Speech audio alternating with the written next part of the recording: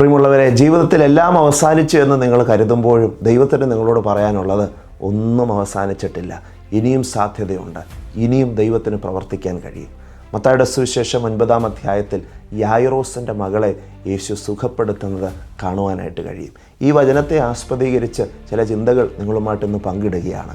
ചില വർഷങ്ങൾക്ക് മുമ്പ് ദൈവം അത്ഭുതകരമായി ഒരു മാതാവിനെ കോമാ സ്റ്റേജിൽ നിന്ന് സൗഖ്യമാക്കിയ ചില അനുഭവങ്ങളും ഇന്നത്തെ ഈ മെസ്സേജിൽ ഷെയർ ചെയ്യുന്നുണ്ട്.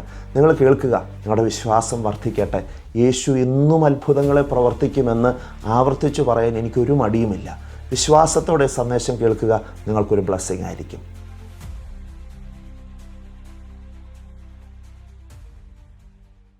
എൻ്റെ എല്ലാ മാന്യ പ്രേക്ഷകർക്കും വേഗം വരുന്നവനായ യേശുക്രിസ്തുവിൻ്റെ നാമത്തിലുള്ള സ്നേഹവന്ദനം. അല്പനിമിഷം ദൈവവചനത്തിൽ നിന്നുള്ള ചിന്തകൾ നമുക്ക് ഒരുമിച്ച് ധ്യാനിക്കാം. അതിനായിട്ട് നിങ്ങളുടെ ശ്രദ്ധയെ ഞാൻ ചോദിക്കുകയാണ്. ഇന്ന് നിങ്ങളോട് പങ്കുവെക്കുന്നത് മത്തായിയുടെ സുവിശേഷം 9-ാം അധ്യായത്തെ ആസ്പദീകരിച്ചിട്ടുള്ള ചില ചിന്തകളാണ്. 9-ാമത്തെ അധ്യായം 18 മുതലുള്ള വാക്യഭാഗങ്ങൾ വായിക്കുമ്പോൾ 2 സൗഖ്യത്തിൻ്റെ വിവരണങ്ങൾ അവിടെ കാണുവാനായിട്ട് കഴിയും. ഒന്ന്, രക്തസ്രവക്കാരിയായ സ്ത്രീയുടെ സൗഖ്യം. 2, യായിറോസിൻ്റെ മകളെ യേശു സൗഖ്യമാക്കുന്നതും ഇവിടെ കാണാനായിട്ട് കഴിയും. ഈ 2 വിഷയങ്ങളും എടുത്ത് പഠിക്കുകയാണെങ്കിൽ 2 പേരുടെ ജീവിതത്തിലും ഇനി ആർക്കും പരിഹരിക്കാൻ കഴിയാത്തതുപോലെയുള്ള ഒരു സന്ദർഭത്തിൽ അവർ വന്ന് നിൽക്കുകയാണ്. രക്തസ്രാവക്കാരിയായ സ്ത്രീ തൻ്റെ കയ്യിലുള്ള പണമെല്ലാം ചിലവിട്ടു. ഏറിയ വൈദ്യന്മാരുടെ അടുക്കൽ താൻ കടന്നു ചെന്നു. തനിക്ക് സൗഖ്യമില്ല.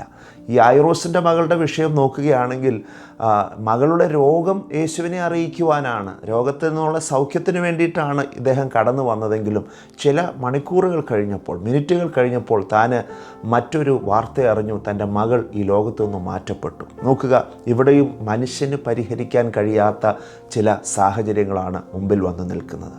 എന്നാൽ ഈ ഒരു ഭാഗത്തു നിന്ന് നമ്മൾ മനസ്സിലാക്കേണ്ടുന്ന സത്യം, നമുക്ക് പലതും അസാധ്യമാണ്. മനുഷ്യരായ നമുക്ക് പലതും പരിഹരിക്കുവാനായിട്ട് കഴിയത്തില്ല. എന്നാൽ നമ്മുടെ ദൈവത്തിന് ഏതൊരു സാഹചര്യത്തിനകത്തും ഒരു സാധ്യത കാണുവാൻ കഴിയും. ദൈവത്തിന് അസാധ്യമായതൊന്നുമില്ല. ദൈവത്തിന് പരിഹരിക്കാൻ കഴിയാത്ത പ്രശ്നങ്ങളില്ല. അതുകൊണ്ട് ഈ ഒരു വചനഭാഗം നമ്മൾ വായിക്കുമ്പോൾ ഈ ഒരു സത്യം നമ്മൾ ഉൾക്കൊള്ളണം. എൻ്റെ ജീവിതത്തിൽ എന്ത് ക്രൈസിസ് വന്നാലും, എന്ത് ബുദ്ധിമുട്ട് വന്നാലും എൻ്റെ ദൈവം അത് പരിഹരിച്ചു തരും. ദൈവത്തിൽ വിശ്വസിക്കുക, ദൈവത്തിൻ്റെ കയ്യിലേക്ക് ഈ വിഷയം ഭരമേൽപ്പിക്കുക. നമുക്ക് യായിറോസിൻ്റെ മകളുടെ സൗഖ്യവുമായി ബന്ധപ്പെട്ട ആ ഭാഗത്തേക്ക് കടന്നു വരാം. നാം ധ്യാനിച്ചുകൊണ്ടിരിക്കുന്ന ഈ അധ്യായത്തിൻ്റെ 18-ാമത്തെ വാക്യത്തിലാണ് ഈ യായിറോസ് എന്ന പ്രമാണി യേശുവിൻ്റെ അടുക്കൽ കടന്നു വരുന്നത്. താൻ വിശ്വാസത്തോടുകൂടെ യേശുവിനോട് അപേക്ഷിക്കുകയാണ്, ഗുരു, നീ വന്ന് എൻ്റെ മകളുടെ മേലൊന്ന് കൈവച്ചാൽ അവൾ ജീവിക്കും. എങ്ങനെയാണ് ഈ വിശ്വാസം തനിക്കുണ്ടായത്?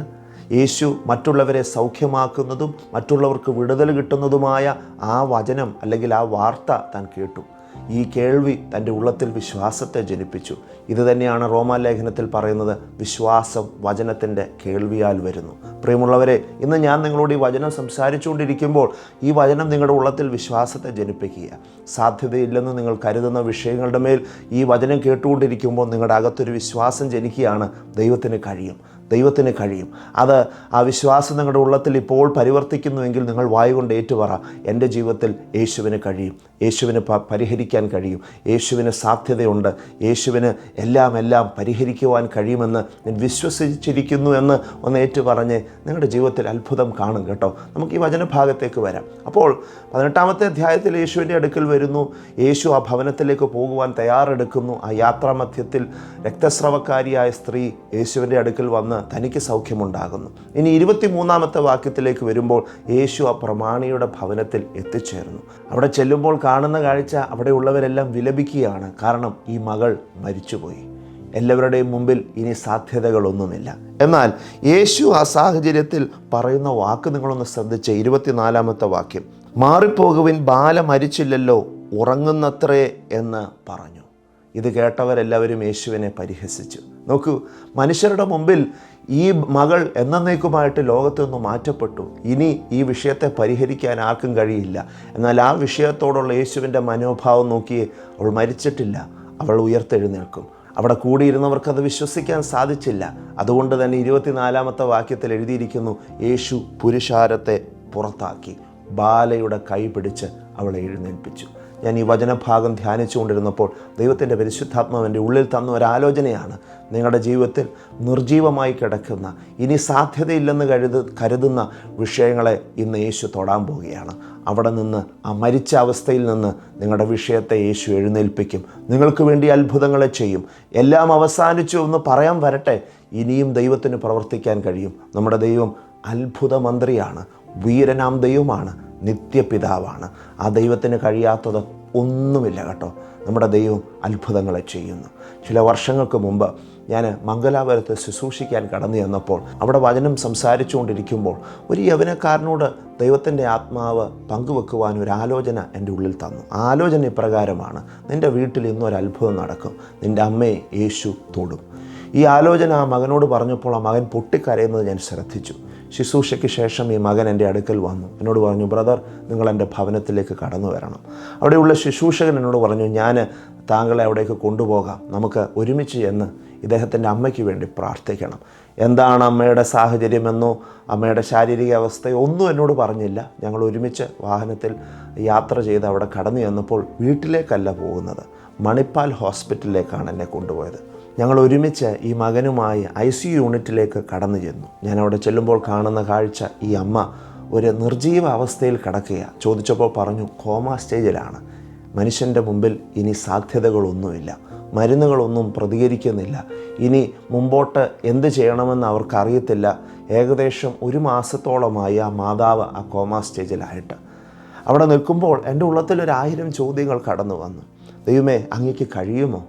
നമ്മൾ പ്രാർത്ഥിക്കുമെങ്കിലും വിശ്വാസത്തിൻ്റെ വാക്കുകൾ പറയുമ്പോഴെങ്കിലും ഇതുപോലുള്ളൊരു സാഹചര്യം വരുമ്പം 100 ചോദ്യങ്ങൾ ഉള്ളത്തിൽ കടന്നു വരും. ഞാനിങ്ങനെ ഹൃദയത്തിനകത്ത് പല ചോദ്യങ്ങളും നേരിട്ടുകൊണ്ടിരിക്കുക. അപ്പോൾ ഈ മകൻ വിശ്വാസത്തോടെ എന്നോട് പറഞ്ഞു, ബ്രദർ, ഇത് ഈ അമ്മയ്ക്ക് വേണ്ടി ഒരു നിമിഷം ഒന്ന് പ്രാർത്ഥിക്കണം. ഞാനും കൂടെയുള്ള ദൈവദാസനും ഞങ്ങൾ ഒരുമിച്ച് പ്രാർത്ഥിക്കാൻ തുടങ്ങി. പ്രാർത്ഥിച്ചുകൊണ്ടിരുന്നപ്പോൾ അവിടെയുള്ള നേഴ്സുമാരും ഞങ്ങളുടെ കൂടെ കടന്നു വന്ന് എന്താണ് സംഭവിക്കുന്നതെന്ന് നോക്കിക്കൊണ്ടിരിക്കുക. ദൈവനാമ മഹത്വത്തിന് വേണ്ടി പറയട്ടെ, പ്രാർത്ഥിച്ചുകൊണ്ടിരിക്കുമ്പോൾ ഈ അമ്മയുടെ ശരീരത്തിലേക്ക് ദൈവത്തിൻ്റെ പരിശുദ്ധാത്മാവിൻ്റെ ഒരു ശക്തി ഇറങ്ങുന്ന ഒരു കാഴ്ച ഞാൻ കണ്ടു. ആ അമ്മ പെട്ടെന്ന് ആ ബെഡിൽ കടന്നുകൊണ്ട് ഒന്ന് ഷെയ്ക്കായി. ആ ഷെയ്ക്കായ സമയത്ത് തന്നെ തൻ്റെ ശരീരത്തിൽ ഘടിപ്പിച്ചിരിക്കുന്ന ആ മെഷീൻസൊക്കെ പ്രവർത്തിക്കാൻ തുടങ്ങി. എന്തൊക്കെയോ അതിൽ നിന്ന് ശബ്ദങ്ങളൊക്കെ ഉണ്ടായി. ഞങ്ങൾ ആ പ്രാർത്ഥന പൂർത്തീകരിക്കുന്നതിന് മുമ്പ് ഡോക്ടേഴ്സ് കടന്നു വന്നു. ദൈവനാമ മഹത്വത്തിന് വേണ്ടി പറയട്ടെ, ആ നിമിഷത്തിൽ ആ അമ്മയുടെ ശരീരത്തിൽ ഒരു ദൈവിക സ്പർശനമുണ്ടായി. ആ അമ്മ 24 മണിക്കൂറിനകത്ത് തന്നെ കോമ സ്റ്റേജിൽ നിന്ന് സാധാരണ നിലയിലേക്ക് താൻ മടങ്ങി വന്നു. ഞാൻ ഈ പറഞ്ഞതിൻ്റെ അർത്ഥം, ഇന്നും നമ്മുടെ ദൈവം അത്ഭുതങ്ങളെ പ്രവർത്തിക്കുന്നവനാണ്. ഇന്നും യേശു തൊട്ട് കഴിഞ്ഞാൽ വിടുതൽ സംഭവിക്കും. ഇന്ന് ഈ സന്ദേശം നിങ്ങൾ കേൾക്കുമ്പോൾ രോഗാവസ്ഥയിലാണോ, കട്ടിൽ കിടക്കുകയാണോ, നിങ്ങൾ ഏത് വിഷയത്താൽ ബാധിക്കപ്പെട്ടുവെങ്കിലും, നിങ്ങൾ ക്യാൻസറോ എത്ര വലിയ മാരക രോഗമോ ആയിരിക്കട്ടെ, യേശുവിൻ്റെ ഒരു സ്പർശനം മതി നിങ്ങളുടെ ശരീരത്തിന് സൗഖ്യം അനുഭവിക്കാൻ.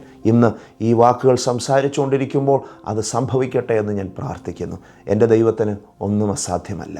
മനുഷ്യൻ തീർന്നെന്ന് കരുതുമ്പോഴും ദൈവം പറയാണ്, സാധ്യത അവസാനിച്ചിട്ടില്ല, ഇനിയും വഴികളുണ്ട്, ഇനിയും പരിഹാരമുണ്ട്, ഇനിയും എനിക്ക് പ്രവർത്തിക്കാൻ കഴിയും. ഈ സന്ദേശം നിങ്ങളുടെ വിശ്വാസത്തെ ഉറപ്പിക്കട്ടെ, ധൈര്യം നൽകട്ടെ എന്ന് പ്രാർത്ഥിച്ചുകൊണ്ട് ഞാൻ എൻ്റെ വാക്കുകൾ ഇവിടെ അവസാനിപ്പിക്കുക. പ്രയർ റിക്വസ്റ്റുകളുണ്ടെങ്കിൽ വിളിക്കുക, നമുക്ക് ഒരുമിച്ച് പ്രാർത്ഥിക്കാം. അത്ഭുതങ്ങളുടെ ദൈവം ഇന്നും പ്രവർത്തിക്കുന്നു. വിശ്വസിച്ചുകൊണ്ട് ചുവടുകൾ എടുത്തു വെക്കാം. ഈ വചനങ്ങളാൽ ദൈവം നിങ്ങളെ അനുഗ്രഹിക്കട്ടെ. God bless you.